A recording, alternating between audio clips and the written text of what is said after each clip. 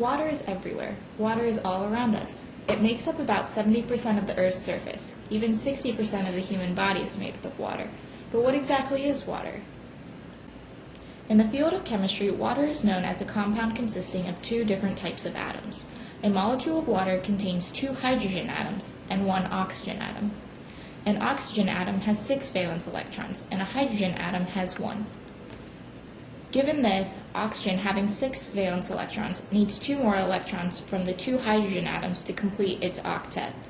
Therefore, these atoms bond together to complete each other's octets, forming hydrogen bonds. These hydrogen bonds and 2 remaining lone pairs make a 105-degree bond angle and cause the molecule to have a bent shape, as the central atom has 2 bonds and 2 lone pairs surrounding it. The next interesting thing about water is its polarity. The changes in polarity resulting from movement of electrons are what we call dipoles. A bond dipole depends on electronegativity differences.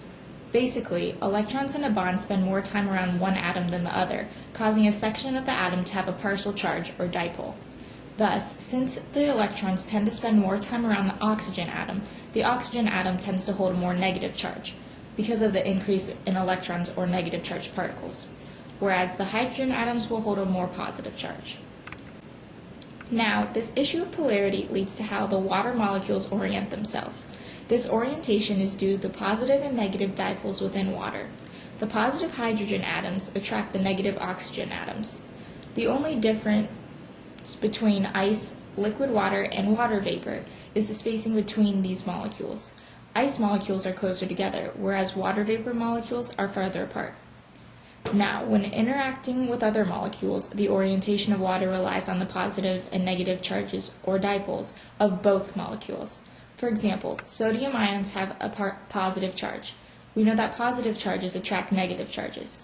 Because oxygen has a more negative charge, the oxygen atoms will orient themselves towards the sodium ion, and the hydrogen atoms will face away from the sodium ions.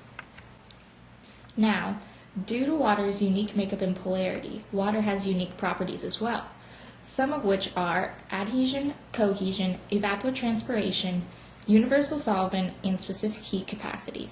All of these properties are what makes water exclusive and so useful in our environment. Let's start with adhesion. Adhesion is the attraction between two different types of molecules. The intermolecular forces, or positive and negative attractions between two molecules, are responsible for this property. This property of adhesion is what allows water to aid in the capillary action of plants, which is where water resists the force of gravity and climbs up the xylem of a plant stem in order for the organism to transport the water necessary to areas of the plant. This also relates to the digestive system and how saliva is able to keep your mouth moist. Adhesion lets saliva, which is mostly water, adhere to the inner walls of your mouth and throat, allowing your mouth and throat to stay wet.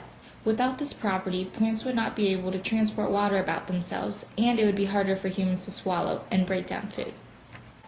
Another property of water is the opposite of adhesion, which is cohesion. Cohesion is the attraction between one type of molecule, so in this case, water's ability to attract to other water molecules. This attraction between like molecules is also due to intermolecular forces. This property is very useful in nature as it allows the entire population of backswimmers to be able to essentially walk on water. The water molecules are so tightly attracted that it causes surface tension and allows the backswimmers to stay afloat instead of breaking the surface. Another great example of cohesion is the transport of blood. If there wasn't cohesion, then blood transport wouldn't happen. This is because blood only moves due to the attraction or pull of one molecule of blood to another. This lead particle of blood attracts the one behind it, and so on and so forth, and this allows blood to circulate throughout all of the body in order to get blood to necessary organs and tissues. Next, we have evapotranspiration. Evapotranspiration is the combination of evaporation and plant transpiration in the environment. Evaporation is the transformation of water to air, and transpiration is the transformation of water to air through the stomata of plant leaves. Our biosphere finds this property very important because it allows the water cycle to occur. This makes it possible for water to change from a liquid to a gas in our environment so that water can distribute and continually move about the earth. For example, in the forest ecosystem, water evaporates from the soil and bodies of water, such as rivers, and water transpires from all trees, flowers, and other plants. This allows the water cycle to continue. Without evapotranspiration, life would not exist in this forest because the water would not be able to completely recycle. Instead, floods would be everywhere since the water would not be able to evaporate or transpire back into water vapor in the atmosphere. Therefore, this property is very important in regulating our climate. Next, there is the idea of how water is a universal solvent. This concept of universal solvent means that the substance is able to dissolve just about everything, both acids and bases, and water is capable of doing this. Water is a great solvent due to the polarity of the water molecule and its tendency to form hydrogen bonds with other molecules. In biological terms, water's ability to dissolve other substances is very important. For example, in aquatic biomes, such as oceans, water is able to dissolve necessary salts in order to make this biome able to support the saltwater life of the oceans.